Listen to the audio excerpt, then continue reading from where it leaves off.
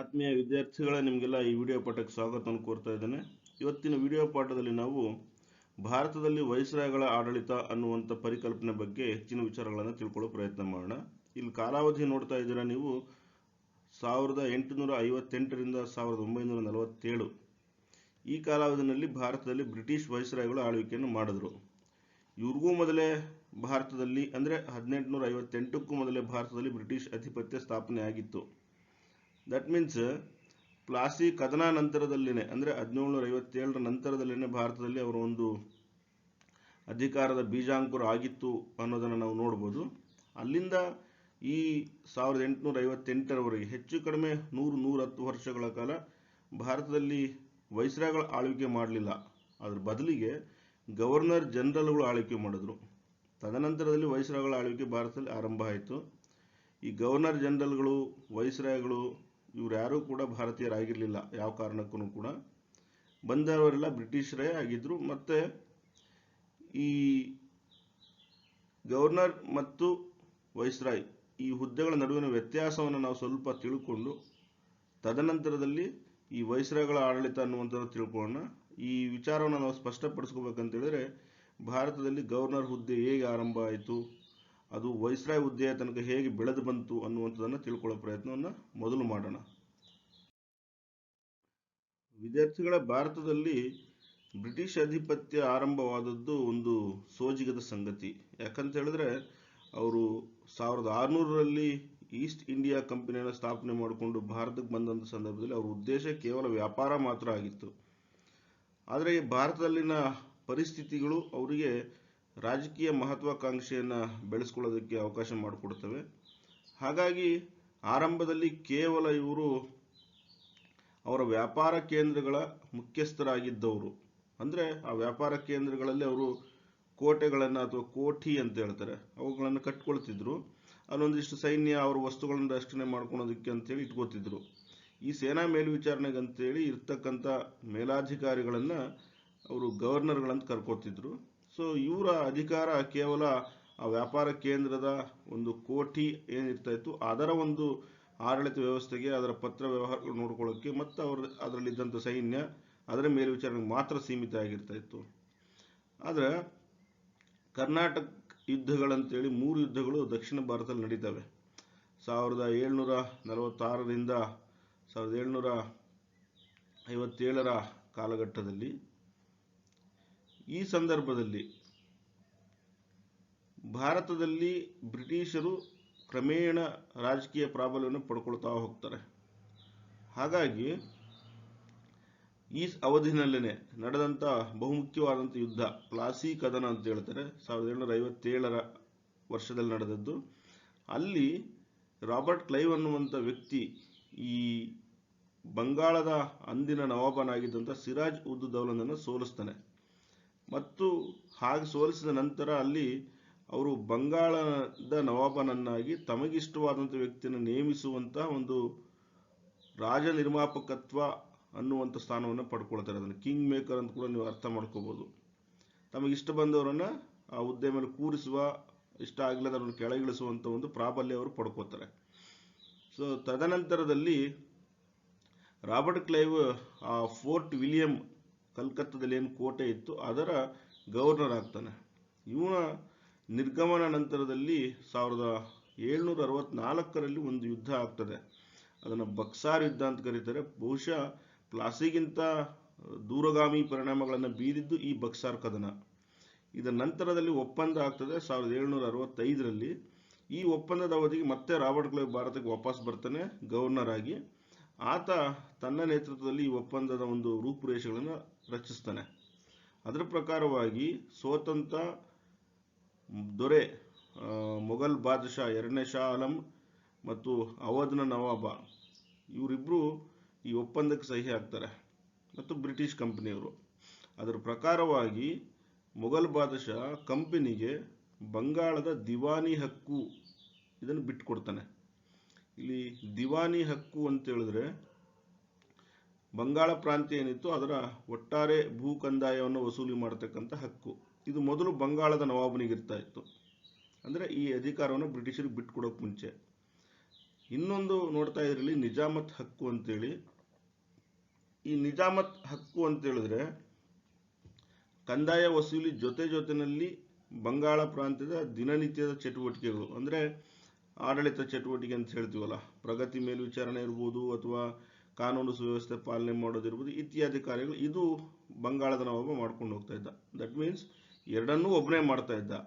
ಈ ಒಂದು ಕಾಯ್ದೆ ನಂತರದಲ್ಲಿ ದಿವಾನಿ ಹಕ್ಕನ್ನು ಬ್ರಿಟಿಷರು ಕೊಟ್ಟ ಮೇಲೆ ಉಳಿದಂಥ ನಿಜಾಮತ್ ಹಕ್ಕು ಅದನ್ನು ನವಾಬನಲ್ಲೇ ಉಳಿಸಿದ್ರು. ಈ ರೀತಿ ಒಂದೇ ಭೂಪ್ರದೇಶದಲ್ಲಿ ಇಬ್ಬರು ವ್ಯಕ್ತಿಗಳ ಅಥವಾ ಎರಡು ಸಂಸ್ಥೆಗಳ ಆಳ್ವಿಕೆ ಏನು ಏರ್ಪಡ್ತು, ಇದನ್ನ ದ್ವಿಸರ್ಕಾರ ಅಥವಾ ಡ್ಯುಯಲ್ ಗೌರ್ಮೆಂಟ್ ಅಂತೇಳಿ ವಿದ್ವಾಂಸರು ಕರೆದಿದ್ದಾರೆ. ಇದರ ಪರಿಣಾಮಗಳು ತುಂಬಾ ಕೆಟ್ಟದಾಗಿದ್ದರಿಂದ ಮುಂದೆ ಬಂದಂಥ ವಾರನ್ ಹೆಸ್ಟಿಂಗ್ಸ್ 1772ರಲ್ಲಿ ಇದನ್ನು ರದ್ದುಪಡಿಸ್ತಾನೆ, ದ್ವಿಸರ್ಕಾರ ಪದ್ಧತಿಯನ್ನು. ಅದಾದ ಮರು ವರ್ಷದಲ್ಲಿ ರೆಗ್ಯುಲೇಟಿಂಗ್ ಕಾಯ್ದೆ ಅನ್ನುವಂಥದ್ದು ಒಂದು ಕಾಯ್ದೆ ಜಾರಿಗೆ ಬರ್ತದೆ, ಅಂದರೆ ನಿಯಂತ್ರಣ ಕಾಯ್ದೆ ಅಂತ ಹೇಳ್ಬೋದು ನಾವು ಅದನ್ನು. ಅದು ಬ್ರಿಟನ್ ಪಾರ್ಲಿಮೆಂಟಿನಿಂದ ಹೊರಡಿಸಿದಂಥ ಕಾಯ್ದೆ.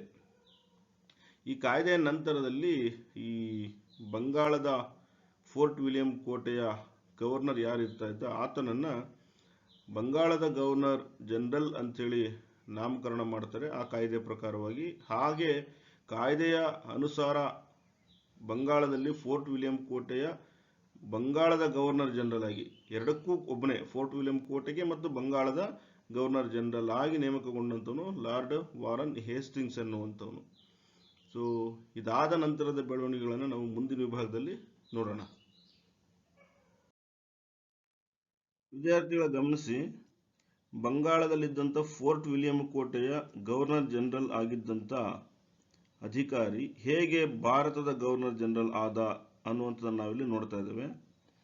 ಈ ಹುದ್ದೆ ಏನಿತ್ತು ರೆಗ್ಯುಲೇಟಿಂಗ್ ಕಾಯ್ದೆ ಪ್ರಕಾರ ಬಂಗಾಳದ ಗವರ್ನರ್ ಜನರಲ್ ಅಥವಾ ಫೋರ್ಟ್ ವಿಲಿಯಂ ಕೋಟೆಯ ಗವರ್ನರ್ ಜನರಲ್ ಅಂತ ಇದ್ದದ್ದು, ಅದು 1834ರವರೆಗೆ ಹಾಗೇನೇ ಇತ್ತು. ಆದರೆ ಈ ಹಿಂದಿನ ವರ್ಷದಲ್ಲಿ ಅಂದರೆ 1833ರಲ್ಲಿ ಒಂದು ಚಾರ್ಟರ್ ಆಕ್ಟ್ ಅನ್ನು ಪಾಸ್ ಮಾಡಲಾಗುತ್ತೆ ಅಂದರೆ ಬ್ರಿಟನ್ ಪಾರ್ಲಿಮೆಂಟ್ನಲ್ಲಿ. ಈ ಚಾರ್ಟರ್ ಆಕ್ಟ್ ಅನ್ನುವಂಥದ್ದು ಒಂದು ಪರವಾನಗಿ ಕಾಯ್ದೆ ಅಂತ ನಾವಿಲ್ಲಿ ಅರ್ಥ ಮಾಡ್ಕೋಬಹುದು.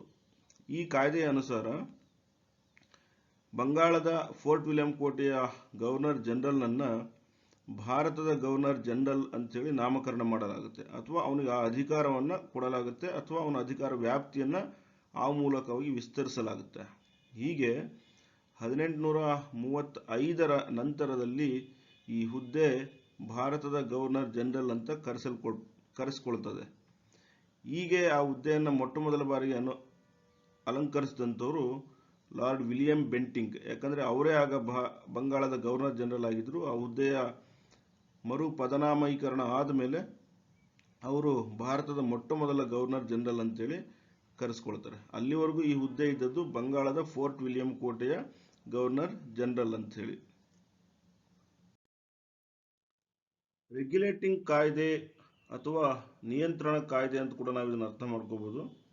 ಈ ಕಾಯ್ದೆನ ಯಾಕೆ ಜಾರಿಗೆ ತಂದರು ಬ್ರಿಟಿಷ್ ಪಾರ್ಲಿಮೆಂಟ್ನಲ್ಲಿ ಅನ್ನುವುದನ್ನು ನಾವು ಗಮನಿಸಬೇಕು ಸ್ವಲ್ಪ.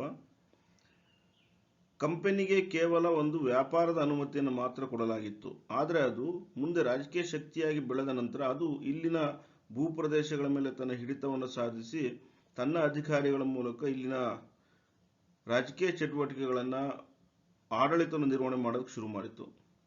ಇಲ್ಲಿಯವರೆಗೆ ಬ್ರಿಟಿಷ್ ಸರ್ಕಾರ ಅಥವಾ ಬ್ರಿಟನ್ ಪಾರ್ಲಿಮೆಂಟ್ ಕಂಪನಿಯ ಆಡಳಿತ ವ್ಯವಹಾರಗಳಲ್ಲಿ ಹಸ್ತಕ್ಷೇಪ ಮಾಡ್ತಾ ಇರಲಿಲ್ಲ.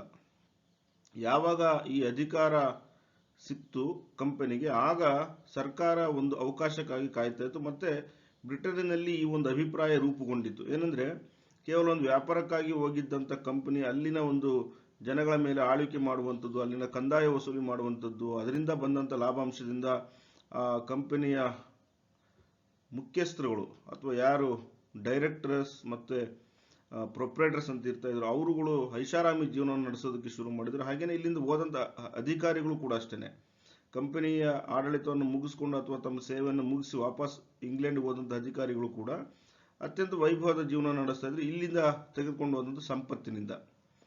ಇದನ್ನ ಗಮನಿಸಿದಂಥ ಅಲ್ಲಿನ ಪ್ರಜೆಗಳಾಗಲಿ ಅಥವಾ ಅಲ್ಲಿನ ರಾಜಕಾರಣಿಗಳಾಗಲಿ ಒಂದು ಅವಕಾಶಕ್ಕಾಗಿ ಕಾಯ್ತಾ ಇದ್ರು. ಆ ಅವಕಾಶ ಅವರಿಗೆ 1770 ನಂತರದಲ್ಲಿ ಒದಗುತ್ತೆ. ಯಾಕಂದರೆ ಆ ಕಾಲಕ್ಕಾಗಲೇ ಕಂಪನಿ ಸಾಕಷ್ಟು ನಷ್ಟಗಳನ್ನು ಅನುಭವಿಸಿ ಅದು ಅನೇಕ ಯುದ್ಧಗಳನ್ನು ಮಾಡಿತ್ತು, ಮತ್ತು ಭಾರತದಲ್ಲಿ ಆಗ ಕ್ಷಾಮ ತಲೆದೋರಿತ್ತು, ಜೊತೆಗೆ ಕಂದಾಯ ವಸೂಲಿ ಕೂಡ ಇಳಿಕೆ ಆಗಿದ್ದರಿಂದ ಕಂಪನಿ ನಷ್ಟಕ್ಕೆ ಒಳಗಾಗಿತ್ತು. ಈ ನಷ್ಟವನ್ನು ಭರಿಸಿಕೊಳ್ಳೋದಕ್ಕೆ ಅಥವಾ ಆರ್ಥಿಕ ಪರಿಸ್ಥಿತಿಯನ್ನು ಸರಿಪಡಿಸಿಕೊಳ್ಳೋದಕ್ಕೆ ಕಂಪನಿ ಬ್ರಿಟಿಷ್ ಸರ್ಕಾರಕ್ಕೆ ಒಂದು ಮನವಿಯನ್ನು ಸಲ್ಲಿಸ್ತದೆ. 10 ಮಿಲಿಯನ್ ಪೌಂಡ್ಗಳಷ್ಟು ಹಣವನ್ನು ನಮಗೆ ಸಹಾಯ ಮಾಡಿ ಅಂಥೇಳಿ. ಇದನ್ನೇ ಬಳಸ್ಕೊಂಡಂಥ ಬ್ರಿಟನ್ ಪಾರ್ಲಿಮೆಂಟ್ ಕಂಪನಿಯ ಚಟುವಟಿಕೆಗಳ ಮೇಲೆ ಸರ್ಕಾರದ ನಿಯಂತ್ರಣ ಹಾಕೋದಕ್ಕೆ ತೀರ್ಮಾನ ಮಾಡಿ ಈ ರೆಗ್ಯುಲೇಟಿಂಗ್ ಕಾಯ್ದೆ ಅನ್ನುವಂಥದ್ದನ್ನು ಜಾರಿಗೆ ತರುತ್ತೆ.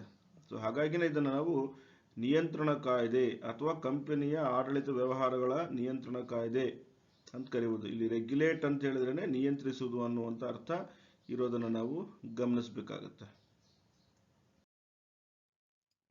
ರೆಗ್ಯುಲೇಟಿಂಗ್ ಕಾಯ್ದೆಯಲ್ಲಿದ್ದಂಥ ಗೊಂದಲಗಳು ಅಥವಾ ಆ ಕಾಯ್ದೆಯಲ್ಲಿದ್ದಂಥ ಅಧಿಕಾರ ವ್ಯಾಪ್ತಿಯ ಗೊಂದಲಗಳು, ಈ ರೀತಿ ನಾವು ಇದನ್ನು ಅರ್ಥ ಮಾಡಿಕೊಂಡು ನೋಡ್ಬೋದು. ಇಲ್ಲಿ ಈ ಕಾಯ್ದೆ ಹೇಗೆ ರೂಪುಗೊಂಡಿತ್ತು ಅಂತ ಹೇಳಿದ್ರೆ, ಬಂಗಾಳದ ಫೋರ್ಟ್ ವಿಲಿಯಂ ಕೋಟೆ ಗವರ್ನರ್ನನ್ನು ಅಲ್ಲಿನ ಗವರ್ನರ್ ಜನರಲ್ ಅಂಥೇಳಿ ನೇಮಕ ಮಾಡಿದ ಅಲ್ಲದೇ ಆತನ ಸಹಾಯಕ್ಕೆ ಒಂದು ಸಲಹಾ ಮಂಡಳಿಯನ್ನು ನೇಮಿಸಿತ್ತು. ಆದರೆ ಈ ಸಲಹಾ ಮಂಡಳಿಯ ಸದಸ್ಯರ ಅಧಿಕಾರಗಳೇನು ಅಂದರೆ 4 ಜನ ಇದ್ದರು ಆ ಮಂಡಳಿನಲ್ಲಿ. ಹಾಗೆಯೇ ವಾರನ್ ಹೇಸ್ಟಿಂಗ್ಸ್ ಏನು ಗವರ್ನರ್ ಆಗಿದ್ದ ಅವನ ಒಂದು ಅಧಿಕಾರಗಳೇನು ಅಂದರೆ ಗವರ್ನರ್ ಜನರಲ್ನ ಅಧಿಕಾರಗಳೇನು ಅನ್ನುವುದನ್ನು ಸ್ಪಷ್ಟವಾಗಿ ನಮೂದಿಸಿರಲಿಲ್ಲ. ಹಾಗೆಯೇ ಸುಪ್ರೀಂ ಕೋರ್ಟ್ನ ಅಧಿಕಾರ ವ್ಯಾಪ್ತಿ ಎಷ್ಟಿತ್ತು ಅನ್ನುವಂಥದ್ದನ್ನು ಕೂಡ ನಿಖರವಾಗಿ ಹೇಳಿರಲಿಲ್ಲ. ಅಂದರೆ ಇಲ್ಲಿ ಒಂದು ವೇಳೆ ಗವರ್ನರ್ ಜನರಲ್ ತಪ್ಪು ಮಾಡಿದ್ರೆ ಅವನ ವಿಚಾರಣೆ ಸುಪ್ರೀಂ ಕೋರ್ಟ್ ಮಾಡ್ಬೋದಾ, ಇದ್ರ ಬಗ್ಗೆ ಅದರಲ್ಲಿ ಸ್ಪಷ್ಟೀಕರಣ ಇರಲಿಲ್ಲ. ಹಾಗೆಯೇ ಈ ಪ್ರಾಂತ್ಯಗಳು ಅಂತೇನಿತ್ತು, ಬಾಂಬೆ ಮತ್ತು ಮದ್ರಾಸ್ ಪ್ರೆಸಿಡೆನ್ಸಿಗಳು, ಇವುಗಳ ಮೇಲೆ ಬಂಗಾಳದ ಗವರ್ನರ್ ಜನರಲ್ನಿಗೆ ಅಥವಾ ಫೋರ್ಟ್ ವಿಲಿಯಂ ಕೋಟೆಯ ಗವರ್ನರ್ ಜನರಲ್ನಿಗೆ ಇದ್ದಂಥ ಅಧಿಕಾರ ವ್ಯಾಪ್ತಿ ಎಷ್ಟು ಅನ್ನೋದನ್ನು ಕೂಡ ನಿಖರವಾಗಿ ಹೇಳಿರಲಿಲ್ಲ.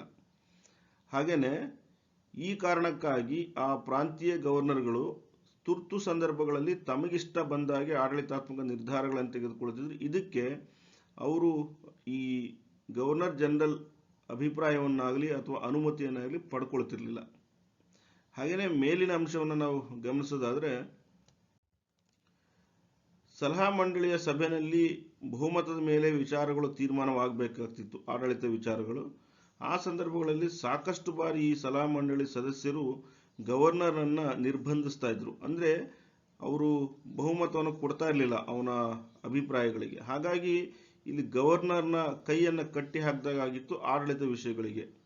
ಈ ರೀತಿ ಅನೇಕ ಗೊಂದಲಗಳಿಂದ ಕೂಡಿದ್ದಂಥ ಈ ರೆಗ್ಯುಲೇಟಿಂಗ್ ಕಾಯ್ದೆ ಅನ್ನುವಂಥದ್ದು ಬಂಗಾಳದ ಆಡಳಿತದಲ್ಲಿ ಮತ್ತು ಅಲ್ಲಿನ ಆಡಳಿತ ಮಂಡಳಿ ಮತ್ತು ಗವರ್ನರ್ ನಡುವೆ, ಹಾಗೆಯೇ ಈ ಪ್ರಾಂತೀಯ ಗವರ್ನರ್ಗಳು ಮತ್ತು ಬಂಗಾಳದ ಗವರ್ನರ್ ಜನರಲ್ ನಡುವೆ ಅನೇಕ ವಿವಾದಗಳು ಉಂಟಾಗೋದಕ್ಕೆ ಕಾರಣ ಆಗುತ್ತೆ.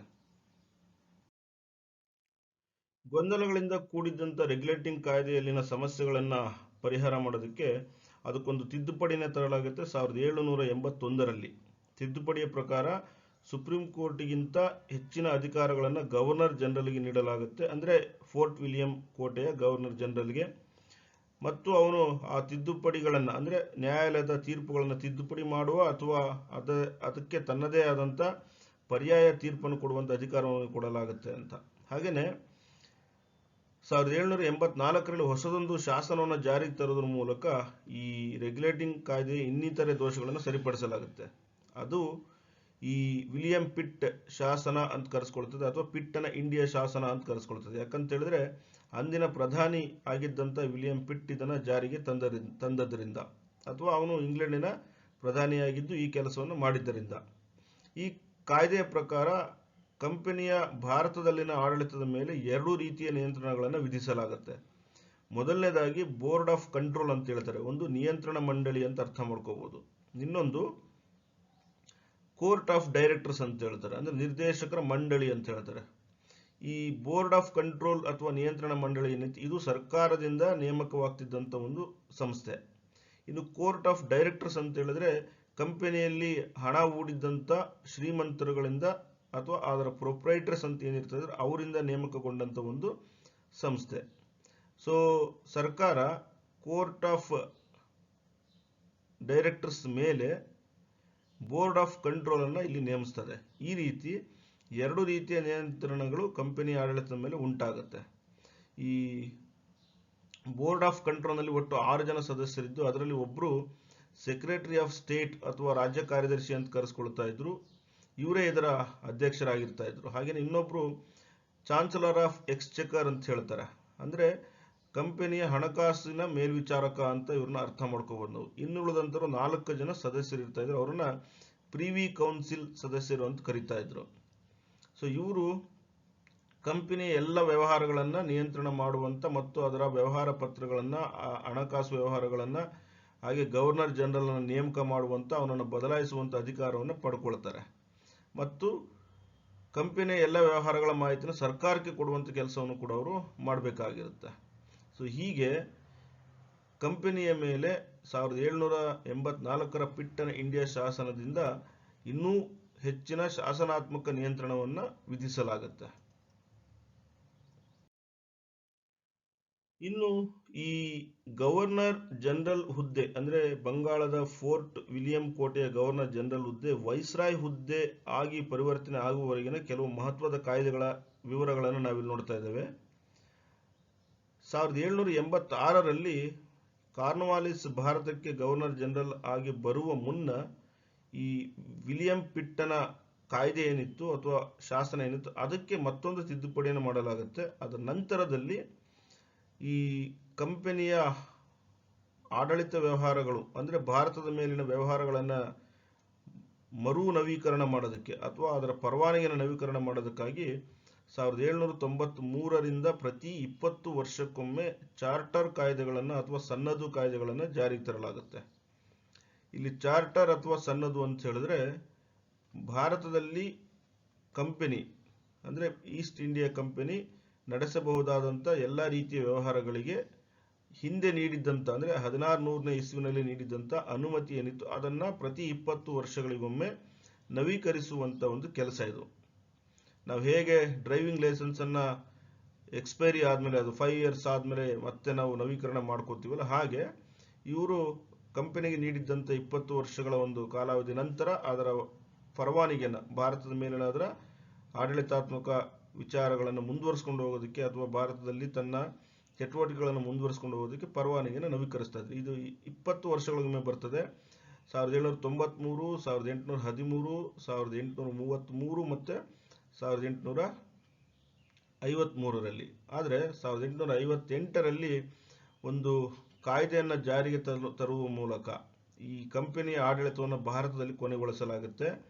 ಅಲ್ಲಿಂದ ಮುಂದಕ್ಕೆ ಭಾರತದ ಸಂಪೂರ್ಣ ಜವಾಬ್ದಾರಿಯನ್ನ ನೇರವಾಗಿ ಬ್ರಿಟನ್ ಸರ್ಕಾರ ಅಥವಾ ಬ್ರಿಟನ್ ಪಾರ್ಲಿಮೆಂಟ್ ಅಥವಾ ರಾಣಿ ಅಥವಾ ಅಂದಿನ ರಾಜ ಯಾರಿರ್ತಾರೆ ಅವರು ವಹಿಸ್ಕೊಳ್ತಾರೆ. ಆಕ್ಚುಲಿ ರಾಣಿ ವಿಕ್ಟೋರಿಯಾ ಆಗ ಇಂಗ್ಲೆಂಡಿನಲ್ಲಿ ಇದ್ದಂಥವ್ರು. ಹಾಗಾಗಿ 58ರ ನಂತರದಲ್ಲಿ ಜಾರಿಗೆ ಬಂದಂಥ ಇಂಡಿಯಾ ಕೌನ್ಸಿಲ್ ಆಕ್ಟ್ ಮತ್ತು ಅದರ ಒಂದು ಭಾಗವಾಗಿದ್ದಂಥ ರಾಣಿ ವಿಕ್ಟೋರಿಯಾ ಘೋಷಣೆ ಏನಿತ್ತು ಅದು ಈ ಬ್ರಿಟಿಷ್ ಈಸ್ಟ್ ಇಂಡಿಯಾ ಕಂಪನಿಯ ಅಧಿಕಾರವನ್ನು ಭಾರತದಲ್ಲಿ ಕೊನೆಗೊಳಿಸಿ ಬ್ರಿಟಿಷ್ ಸಾಮ್ರಾಜ್ಯದ ಅಥವಾ ಸಾಮ್ರಾಜ್ಞಿಯ ನೇರ ಆಡಳಿತವನ್ನು ಭಾರತದಲ್ಲಿ ಆರಂಭ ಮಾಡುತ್ತೆ. ಇದು ಯಾಕಾಗತ್ತೆ ಅಂತ ಹೇಳಿದ್ರೆ 1857ರಲ್ಲಿ ಭಾರತದಲ್ಲಿ ಒಂದು ಸ್ವಾತಂತ್ರ್ಯ ಸಂಗ್ರಾಮ ನಡೀತದೆ. ಪ್ರಥಮ ಅಂತ ಕರಿತೀವಿ ನಾವು ಅದನ್ನ ಬ್ರಿಟಿಷರು ಸಿಪಾಯಿ ದಂಗೆ ಅಂತ ಕರೀತಾರೆ. ಈ ದಂಗೆ ಆದ ನಂತರದಲ್ಲಿ ಭಾರತದಲ್ಲಿನ ಕಂಪನಿಯ ಆಡಳಿತವನ್ನು ಕೊನೆಗೊಳಿಸಲಾಗುತ್ತೆ. ಇಲ್ಲಿಂದ ಮುಂದಕ್ಕೆ ಅದುವರೆಗೆ ಭಾರತದ ಗವರ್ನರ್ ಜನರಲ್ ಅಂತ ಇದ್ದಂಥ ಹುದ್ದೆಯನ್ನ ರದ್ದುಗೊಳಿಸಿ ವೈಸ್ರಾಯ್ ಹುದ್ದೆಯನ್ನ ಜಾರಿಗೆ ತರಲಾಗುತ್ತೆ. ಈ ವೈಸ್ರಾಯ್ ಅಂತ ಹೇಳಿದ್ರೆ ರಾಜ ಪ್ರತಿನಿಧಿ ಅಂತ ಅರ್ಥ ಮಾಡ್ಕೋಬಹುದು ನಾವು. ಯಾಕಂದ್ರೆ ನೇರವಾಗಿ ಬ್ರಿಟಿಷ್ ಸಾಮ್ರಾಜ್ಯದ ಆಳ್ವಿಕೆ ಆರಂಭ ಆದ್ದರಿಂದ ಭಾರತದಲ್ಲಿ ಆ ಸಾಮ್ರಾಜ್ಯದ ಮುಖ್ಯಸ್ಥರಾಗಿದ್ದಂಥ ರಾಜ ಅಥವಾ ರಾಣಿಯ ಪ್ರತಿನಿಧಿಯಾಗಿ ಇಲ್ಲಿ ವೈಸ್ರಾಯ್ ಅಂದ್ರೆ ಭಾರತದಲ್ಲಿ ವೈಸ್ರಾಯ್ ಆಡಳಿತವನ್ನ ಮಾಡ್ತಾ ಇದ್ರು. ಸೊ ಹಾಗಾಗಿ ಈ 1773ರಲ್ಲಿ ಇದ್ದಂಥ ಗವರ್ನರ್ ಜನರಲ್ ಫೋರ್ಟ್ ವಿಲಿಯಂ ಇದ್ದಂಥದ್ದು 1833ರಲ್ಲಿ ಗವರ್ನರ್ ಜನರಲ್ ಆಫ್ ಇಂಡಿಯಾ ಆದದ್ದು 1858ರಲ್ಲಿ ರದ್ದುಗೊಂಡು ಅಲ್ಲಿಂದ ಮುಂದಕ್ಕೆ ವೈಸ್ರಾಯ್ಗಳ ಆಳ್ವಿಕೆ ಆರಂಭ ಆಗತ್ತೆ. ಇದುವರೆಗಿನ ವಿವರಗಳನ್ನು ನೋಡಿದಾಗ ನಾವು ಈ ಗವರ್ನರ್ ಜನರಲ್ನ ಅಥವಾ ವೈಸ್ರಾಯ್ಗಳ ಆಡಳಿತ ಭಾರತದಲ್ಲಿ ಹೇಗೆ ನಡೀತಾ ಇತ್ತು ಅನ್ನೋದನ್ನು ಸ್ವಲ್ಪ ಗಮನಿಸಬೇಕಿಲ್ಲಿ. ಇವರು ತನ್ನ ಸಲಹಾ ಮಂಡಳಿಯ ಸದಸ್ಯರ ಅಭಿಪ್ರಾಯದ ಮೇರೆಗೆ ಅಧಿಕಾರವನ್ನು ನಡೆಸ್ತಾ ಇದ್ರು. ಒಂದು ವೇಳೆ ಸಲಹಾ ಮಂಡಳಿಯ ಅಭಿಪ್ರಾಯಗಳು ಒಪ್ಪಿಗೆ ಆಗಿಲ್ಲ ಅಂತ ಹೇಳಿದ್ರೆ ತಮಗಿದ್ದಂಥ ವಿವೇಚನಾ ಅಧಿಕಾರ ಅಥವಾ ಅದನ್ನು ವೀಟೋ ಅಧಿಕಾರ ಅಂತ ಕೂಡ ಕರಿತೀವಿ, ಅದರ ಮೂಲಕವಾಗಿ ಆಡಳಿತವನ್ನು ನಡೆಸ್ಕೊಂಡು ಹೋಗ್ತಾ ಇದ್ರು. ಅಂದರೆ ತಮ್ಮ ತೀರ್ಮಾನವನ್ನೇ ಅವರು ಅನುಷ್ಠಾನಗೊಳಿಸ್ತಾ ಇದ್ರು. ಹಾಗೇನೆ ಇವರು ದೂರದಲ್ಲಿದ್ದಂಥ ಇಂಗ್ಲೆಂಡಿನ ಸಾಮ್ರಾಜ್ಞಿ ಅಥವಾ ಸಾಮ್ರಾಟ ಮತ್ತು ಅವರ ಮೇಲೆ ಹೇರಿದ್ದಂಥ ಅಂದರೆ ಗವರ್ನರ್ ಜನರಲ್ನ ಮೇಲೆ ವಿಧಿಸಿದ್ದಂಥ ಸೆಕ್ರೆಟರಿ ಆಫ್ ಸ್ಟೇಟ್ ಅಂತ ಏನಿತ್ತು, ಅಂದರೆ ಬೋರ್ಡ್ ಆಫ್ ಕಂಟ್ರೋಲ್ ಅಂತ ಕೂಡ ಕರಿಬೋದು ನಾವು ಇದನ್ನು, ಆ ಒಂದು ಸಂಸ್ಥೆಯ ಅಧೀನಕ್ಕೆ ಒಳಪಟ್ಟು ಮಾತ್ರ ಕೆಲಸ ನಿರ್ವಹಿಸ್ತಾ ಇದ್ರು. ಇನ್ನುಳಿದಂತೆ ತಮ್ಮ ಅಧಿಕಾರ ವ್ಯಾಪ್ತಿನಲ್ಲಿ ಎಲ್ಲ ನಿರ್ಧಾರಗಳನ್ನು ತಾವೇ ತೆಗೆದುಕೊಳ್ತಾ ಇದ್ರು. ಹಾಗಾಗಿ ಇವರಿಗೆ ಒಂದು ದೇಶದ ಗವರ್ನರ್ ಜನರಲ್ ಅಥವಾ ವೈಸ್ರಾಯ್ ಅಂತ ನೇಮಕಗೊಂಡಿದ್ದಾರೆ ಅಂತ ಹೇಳಿದ್ರೆ ಅವರು ಆ ದೇಶದ ಸಂಪೂರ್ಣ ಆಡಳಿತದ ಜವಾಬ್ದಾರಿಯನ್ನು ಹೊತ್ತಿರ್ತಾ ಇದ್ರು ಮತ್ತು ಅದರಲ್ಲಿ ಅವರಿಗೆ ಸ್ವತಂತ್ರ ಕೂಡ ಇತ್ತು ಯಾವುದೇ ರೀತಿಯ ತೀರ್ಮಾನಗಳನ್ನು ತೆಗೆದುಕೊಳ್ಳುವಂಥಕ್ಕೆ. ಈ ಭಾಗದಲ್ಲಿ ನಾವು 1858ರಿಂದ 1880ರವರೆಗೆ ಭಾರತವನ್ನು ಆಳಿದಂಥ ವೈಸ್ರಾಯ್ಗಳ ವಿವರಗಳನ್ನು ನೋಡ್ತಾ ಇದ್ದೇವೆ. ಅವರ ಹೆಸರು ಮತ್ತು ಕಾಲಾವಧಿ: ಲಾರ್ಡ್ ಕ್ಯಾನಿಂಗ್, ಹಾಗೆಯೇ Lord Elgin, Lord Lawrence, Lord Mayo, ಹಾಗೆಯೇ ಲಾರ್ಡ್ ನಾರ್ತ್ಬ್ರುಕ್ ಮತ್ತು ಕಡೆಯದಾಗಿ ಲಾರ್ಡ್ ಲಿಟ್ಟನ್. ಈ ಕಾಲಾವಧಿಗಳನ್ನು ನೀವು ಗಮನಿಸ್ಕೊಳ್ಳಿ. ಇಲ್ಲಿ ಲಾರ್ಡ್ ಕ್ಯಾನಿಂಗ್ ಭಾರತದ ಮೊದಲ ವೈಸ್ರಾಯ್ ಮತ್ತು ಕೊನೆಯ ಗವರ್ನರ್ ಜನರಲ್ ಅಂತ ಕರೆಸ್ಕೊಳ್ತಾರೆ. ಅದು ಯಾಕೆ ಹಾಗೆ ಆ ಎರಡೂ ಹೆಸರುಗಳು ಅವರಿಗಿದೆ ಅನ್ನುವಂಥದ್ದನ್ನು ನಾವು ಮುಂದಿನ ವಿಭಾಗದಲ್ಲಿ ನೋಡೋಣ. ಹಿಂದಿನ ವಿಭಾಗದಲ್ಲಿದ್ದ ಪ್ರಥಮ ವೈಸ್ರಾಯ್ ಮತ್ತು ಕೊನೆಯ ಗವರ್ನರ್ ಜನರಲ್ ಅದರ ವಿವರಣೆಯನ್ನು ನಾವು ಟಿಪ್ಪಣಿ ರೂಪದಲ್ಲಿ ನೋಡ್ತಾ ಇದ್ದೇವೆ. 1858ರಲ್ಲಿ ಕಂಪನಿ ಆಡಳಿತವನ್ನು ಕೊನೆಗೊಳಿಸಿ ಇಂಡಿಯಾ ಕೌನ್ಸಿಲ್ ಆಕ್ಟ್ ಜಾರಿಗೊಳಿಸುವುದರ ಮೂಲಕ ಭಾರತದಲ್ಲಿ ಬ್ರಿಟಿಷ್ ಸಾಮ್ರಾಜ್ಯದ ನೇರ ಆಳ್ವಿಕೆಯನ್ನು ಆರಂಭ ಮಾಡಲಾಗುತ್ತೆ. ಆಗ ಅದುವರೆಗೆ ಇದ್ದಂಥ ಗವರ್ನರ್ ಜನರಲ್ ಹುದ್ದೆಯನ್ನು ರದ್ದುಗೊಳಿಸಿ ವೈಸ್ರಾಯ್ ಹುದ್ದೆಯನ್ನು ಜಾರಿಗೊಳಿಸಲಾಗುತ್ತೆ. ಮತ್ತು ಈ ಕಾಯ್ದೆ ಜಾರಿಗೆ ಬಂದಂಥ ಕಾಲದಲ್ಲಿ ಲಾರ್ಡ್ ಕ್ಯಾನಿಂಗ್ ಅವರು ಭಾರತದ ಗವರ್ನರ್ ಜನರಲ್ ಆಗಿದ್ದರು ಕಂಪನಿಯ ಪರವಾಗಿ, ಮತ್ತು ಅವರೇನೆ ಮುಂದಕ್ಕೆ ವೈಸ್ರಾಯ್ ಆಗಿ ಮುಂದುವರಿತಾರೆ. ಹಾಗಾಗಿ ಈ ಎರಡು ಕಾರಣಗಳಿಗಾಗಿ ಲಾರ್ಡ್ ಕ್ಯಾನಿಂಗ್ ಅವರನ್ನೇ ಭಾರತದ ಕೊನೆಯ ಗವರ್ನರ್ ಜನರಲ್ ಮತ್ತು ಭಾರತದ ಮೊದಲ ವೈಸ್ರಾಯ್ ಅಂತೇಳಿ ಕರೆಸ್ಕೊಳ್ತಾರೆ. ಈ ವೈಸ್ರಾಯ್ ಹುದ್ದೆಯನ್ನು ಸಾಮಾನ್ಯವಾಗಿ ಗವರ್ನರ್ ಜನರಲ್ ಹುದ್ದೆ ಅಂತ ಕೂಡ ಕರೀತಾರೆ. ಸೊ ವೈಸ್ರಾಯ್ ಅನ್ನುವಂಥ ಒಂದು ಹುದ್ದೆ ಏನು ಜಾರಿಗೆ ಬರ್ತದೆ 1858ರಲ್ಲಿ, ಆಗ ಭಾರತಕ್ಕೆ ಮೊದಲ ವೈಸ್ರಾಯ್ ಆಗಿ ನೇಮಕಗೊಂಡವರು ಲಾರ್ಡ್ ಕ್ಯಾನಿಂಗ್ ಅನ್ನೋದನ್ನು ನಾವಿಲ್ಲಿ ಅರ್ಥ ಮಾಡ್ಕೋಬೇಕಾಗತ್ತೆ. 1880ರಿಂದ 1905ರ ಕಾಲಾವಧಿಯಲ್ಲಿ ಭಾರತವನ್ನು ಆಳದಂಥ ವೈಸ್ರಾಯ್ಗಳ ವಿವರಗಳನ್ನು ನಾವಿಲ್ಲಿ ನೋಡ್ತಾ ಇದ್ದೇವೆ. ಲಾರ್ಡ್ ರಿಪ್ಪನ್ 1880-84, ಕಡೆಯದಾಗಿ ಲಾರ್ಡ್ ಕರ್ಜನ್ ಅವರು 1899-1905ರ ಅವಧಿಯಲ್ಲಿ. ಇಲ್ಲಿ ಮಧ್ಯದಲ್ಲಿ ಡಫ್ರಿನ್ ಅವರು ಕೂಡ ಇದ್ದಾರೆ. ಇಲ್ಲಿ ಈ ಮೂವರ ಕಾಲಾವಧಿಯಲ್ಲಿ ಅನೇಕ ಪ್ರಮುಖವಾದಂಥ ಘಟನೆಗಳು ಭಾರತದಲ್ಲಿ ಜರುಗುತ್ತವೆ. ರಿಪ್ಪನ್ ಅವರು ಮೊದಲ ಫ್ಯಾಕ್ಟರಿ ಕಾಯ್ದೆನ ಜಾರಿಗೆ ತರ್ತಾರೆ, ಹಾಗೆಯೇ ದೇಶೀಯ ಭಾಷಾ ಪತ್ರಿಕೆಗಳ ನಿರ್ಬಂಧವನ್ನು ತೆಗೆದುಹಾಕ್ತಾರೆ, ಹಾಗೆಯೇ ಸ್ಥಳೀಯ ಸರ್ಕಾರಗಳ ಕಾಯ್ದೆಯನ್ನು ಜಾರಿಗೆ ತರ್ತಾರೆ. ಇಲ್ಬರ್ಟ್ ಮಸೂದೆಯನ್ನು ಜಾರಿಗೆ ತರೋದ್ರ ಮೂಲಕ ನ್ಯಾಯಾಲಯದಲ್ಲಿದ್ದಂಥ ತಾರತಮ್ಯವನ್ನು ಹೋಗಲಾಡಿಸೋದಕ್ಕೆ ಪ್ರಯತ್ನ ಮಾಡ್ತಾರೆ ಅವರು. ಹಾಗೆ ಲಾರ್ಡ್ ಡಫ್ರಿನ್ ಅವ್ರ ಕಾಲದಲ್ಲಿ ಕಾಂಗ್ರೆಸ್ ಪಕ್ಷ ಸ್ಥಾಪನೆಯಾಗಿದ್ದನ್ನು ನಾವು ನೆನಪು ಮಾಡ್ಕೋಬೋದು 1885ರಲ್ಲಿ. ಇನ್ನು ಕರ್ಜನ್ ಅವ್ರ ಕಾಲದಲ್ಲಿ ಅನೇಕ ಆಯೋಗಗಳು ರಚನೆ ಆಗ್ತವೆ, ಹಾಗೆಯೇ ಅನೇಕ ಕಾಯ್ದೆಗಳು ಕೂಡ ಜಾರಿ ಬರ್ತವಲ್ಲಿ. ಆಯೋಗಗಳಲ್ಲಿ ಪೊಲೀಸ್ ಆಯೋಗ ಇರ್ಬೋದು, ಹಾಗೆ ಶಿಕ್ಷಣದ ಆಯೋಗ ಇರ್ಬೋದು, ರೈಲ್ವೆ ಆಯೋಗ ಇರ್ಬೋದು, ಹಾಗೆಯೇ ಕ್ಷಾಮಗಳ ಆಯೋಗ, ನೀರಾವರಿ ಆಯೋಗ, ಮತ್ತು ಕಾಯ್ದೆಗಳನ್ನು ನಾವು ನೆನಪು ಮಾಡಿಕೊಳ್ಳೋದಾದರೆ ಕಲ್ಕತ್ತಾ ಕಾರ್ಪೊರೇಷನ್ ಆ್ಯಕ್ಟ್, ವಿಶ್ವವಿದ್ಯಾಲಯಗಳ ಕಾಯ್ದೆ, ಹಾಗೆಯೇ ಪ್ರಾಚ್ಯ ಸ್ಮಾರಕಗಳ ರಕ್ಷಣಾ ಕಾಯ್ದೆ, ಮತ್ತು ಬಹಳ ಮುಖ್ಯವಾಗಿ ಬಂಗಾಳದ ವಿಭಜನೆ ಇವ್ರ ಕಾಲದಲ್ಲೇ ಆದದ್ದು. ಇವೆಲ್ಲವೂ ಕೂಡ ಈ ಭಾಗದಲ್ಲಿ ನೋಡ್ತಾ ಇರ್ತಕ್ಕಂಥ ಗವರ್ನರ್ಗಳ ಕಾಲಾವಧಿಯ ಕೆಲವು ಪ್ರಮುಖ ಘಟನೆಗಳು. ಮಿಂಟೋ ಅವರ ಕಾಲಾವಧಿಯನ್ನು ನೋಡ್ತಾ ಇದ್ದೇವೆ ನಾವಿಲ್ಲಿ. ಇವ್ರ ಕಾಲದಲ್ಲಿ 1909ರಲ್ಲಿ ಮತ್ತೊಂದು ಕಾಯ್ದೆ ಜಾರಿಗೆ ಬರ್ತದೆ, ಅದನ್ನು ಇಂಡಿಯಾ ಕೌನ್ಸಿಲ್ ಆಕ್ಟ್ ಅಂತ ಕರೀತಾರೆ, ಅಥವಾ ಮಾರ್ಲೆ ಮಿಂಟೋ ಸುಧಾರಣೆಗಳಂತ ಕೂಡ ಕರಿತೀವಿ ನಾವು ಅದನ್ನು. ಲಾರ್ಡ್ ಹಾರ್ಡಿಂಜ್ ಅವರನ್ನು ನೋಡ್ತಾ ಇದ್ದೀವಿ ಇಲ್ಲಿ.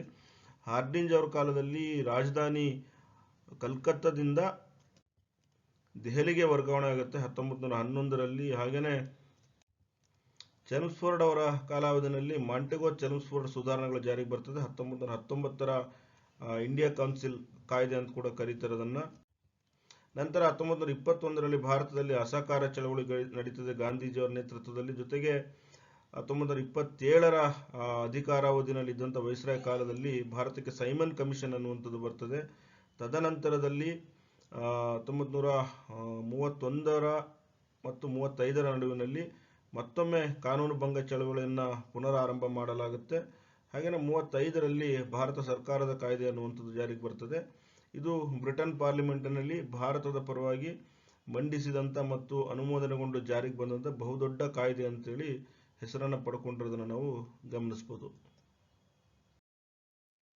ಲಾರ್ಡ್ ಲಿನ್ಲಿತ್ಗೋ ಅವರ ಕಾಲಾವಧಿಯನ್ನು ನೋಡ್ತಾ ಇದ್ದೇವೆ. ಹಾಗೆಯೇ lord Wavell, lord Mount baton ಮತ್ತು ಕಡೆಯದಾಗಿ ಸಿ ರಾಜಗೋಪಾಲಾಚಾರಿ, ಚಕ್ರವರ್ತಿ ಸಿ ರಾಜಗೋಪಾಲಾಚಾರಿ ಅಂತ ಕರೀತಾರೆ ಇವರನ್ನು. ಲಾರ್ಡ್ ಲಿನ್ಲಿತ್ಗೋ ಕಾಲಾವಧಿಯಲ್ಲಿ 1937ರಲ್ಲಿ ಈ ಸರ್ಕಾರದ ಕಾಯ್ದೆ ಜಾರಿಗೆ ಬರ್ತದೆ. 1935ರ ಭಾರತ ಸರ್ಕಾರದ ಕಾಯ್ದೆ. ಅದಾದ ನಂತರ ಎಲೆಕ್ಷನ್ಗಳು ನಡೆದು ಭಾರತದ ಕೆಲವು ಪ್ರಾಂತ್ಯಗಳಲ್ಲಿ ಕಾಂಗ್ರೆಸ್ ಪ್ರಾಂತೀಯ ಸರ್ಕಾರಗಳನ್ನು ಸ್ಥಾಪನೆ ಮಾಡುತ್ತದೆ.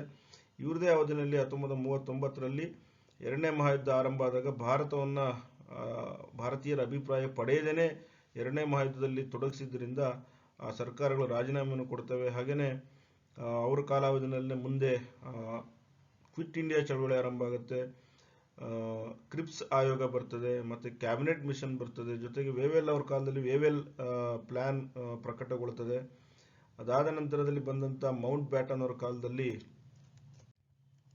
ಭಾರತಕ್ಕೆ ಸ್ವಾತಂತ್ರ್ಯವನ್ನು ಕೊಡುವಂಥ ಪ್ರಸ್ತಾಪ ಮತ್ತು ಭಾರತ ವಿಭಜನೆ ಕೂಡ ಆರಂಭ ಆಗ್ತದೆ. ಸೊ 47ಕ್ಕೆ ನಮಗೆ ಸ್ವಾತಂತ್ರ್ಯವನ್ನು ನೀಡಲಾಗುತ್ತೆ. ಅದಾದ ನಂತರದಲ್ಲಿ 3 ವರ್ಷಗಳ ಕಾಲ ಚಕ್ರವರ್ತಿ ಸಿ ರಾಜಗೋಪಾಲಾಚಾರಿ ಅವರು ಭಾರತದ ಗವರ್ನರ್ ಜನರಲ್ ಆಗಿ ಮುಂದುವರಿತಾರೆ. ಯಾಕಂತ ಹೇಳಿದ್ರೆ ನಮ್ಮ ಸಂವಿಧಾನ ಜಾರಿಗೆ ಬರೋವರೆಗೆ ನಾವು 1935ರ ಕಾಯ್ದೆಯ ಅವಕಾಶಗಳಂತೆ ಅಥವಾ ಅದರ ಕಾನೂನುಗಳಂತೆ ಅದರಲ್ಲಿದ್ದಂಥ ನಿಯಮಗಳಂತೆ ಆಡಳಿತವನ್ನು ನಡೆಸ್ಕೊಂಡು ಹೋಗಬೇಕಾಗಿದ್ದರಿಂದ ಅಲ್ಲೊಬ್ಬ ಗವರ್ನರ್ ಜನರಲ್ ಹುದ್ದೆ ಇರಬೇಕಾಗ್ತಿತ್ತು.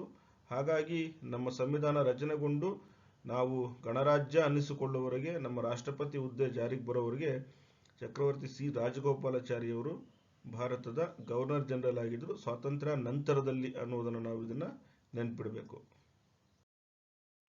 ಆತ್ಮೀಯ ವಿದ್ಯಾರ್ಥಿಗಳ, ಇದುವರೆಗೂ ನಾವು ಭಾರತದಲ್ಲಿ ಬ್ರಿಟಿಷರು ಅಧಿಕಾರ ಸ್ಥಾಪನೆ ಮಾಡಿದ ನಂತರದಲ್ಲಿ ಗವರ್ನರ್ ಜನರಲ್ ಹುದ್ದೆಯಿಂದ ಆರಂಭಗೊಂಡು governor general of Bengal, governor general of India ಮತ್ತು ವೈಸ್ರಾಯ್ ಈ ಹುದ್ದೆಯ ಬೇರೆ ಬೇರೆ ಹಂತಗಳು ಹೇಗೆ ಬದಲಾವಣೆಯನ್ನು ಹೊಂದಿದ್ವು ಅನ್ನುವಂಥದ್ದು ಮತ್ತು ಅದಕ್ಕೆ ಸಂಬಂಧಪಟ್ಟಂಥ ಕಾಯ್ದೆಗಳ ವಿವರಗಳನ್ನು ಸಂಕ್ಷಿಪ್ತವಾಗಿ ತಿಳ್ಕೊಳ್ಳುವಂಥ ಪ್ರಯತ್ನವನ್ನು ನಾವು ಮಾಡಿದ್ದೇವೆ. ಹಾಗೆಯೇ 1858ರಿಂದ 1947ರವರೆಗೆ ಭಾರತವನ್ನು ಆಳದಂಥ ವೈಸ್ರಾಯ್ಗಳು ಅಥವಾ ರಾಜ ಪ್ರತಿನಿಧಿಗಳು ಮತ್ತು ನಂತರದಲ್ಲಿ ಸಿ ರಾಜಗೋಪಾಲಾಚಾರಿ ಅವರು ಯಾಕೆ ಗವರ್ನರ್ ಜನರಲ್ ಆಗಿ ಇದ್ದರು 3 ವರ್ಷಗಳ ಕಾಲ ಅನ್ನುವಂಥದ್ದನ್ನು ನಾವು ತಿಳ್ಕೊಳ್ಳುವಂಥ ಪ್ರಯತ್ನ ಮಾಡಿದ್ದೇವೆ.